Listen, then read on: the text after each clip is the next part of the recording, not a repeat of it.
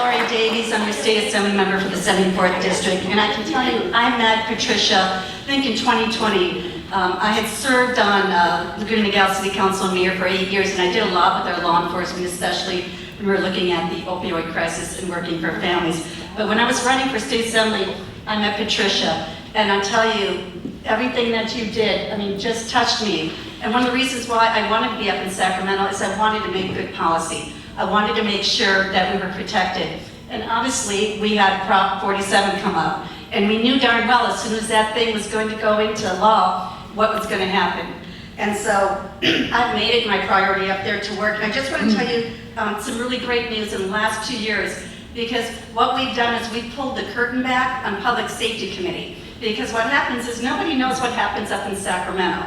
You turn on the news and you see, DC, you see local news, but you don't see what's happening up there because nobody wants you to see what's happening up there. And if you think about it, 90% of what happens to you every day, your safety, your finances, your kids' education, your business, your health, is decided up in that Capitol. But nobody knows that. So we decided we're going to wake people up, and it was getting onto the communication and putting it out there and letting them know these bills are coming out there in advance. This is who you can call. This is who's on that committee. Because with knowledge comes power. So to me, that was really important. So I want to just tell you some great successes we had. With Senator Shannon Grove, SB 14 last year, that finally made sex trafficking a minor, a felony. If you can believe it has been a misdemeanor since Prop 47.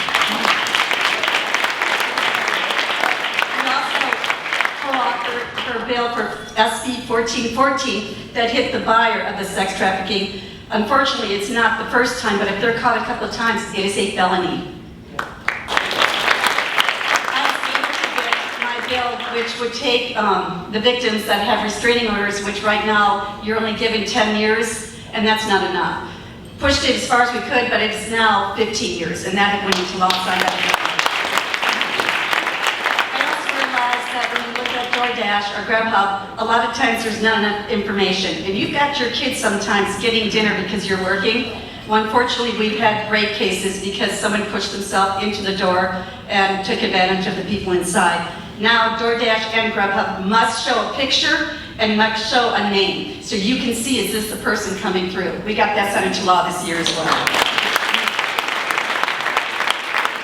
And there was one, I think, 2 years ago where if you were a domestic violence victim, a lot of times the defendant could get all your information from your Social Security, from where you live, your job. Well, we were able to change that, and now they would have to go through a judge and prove that they would need that information, so you have your privacy and you have that sense of safety.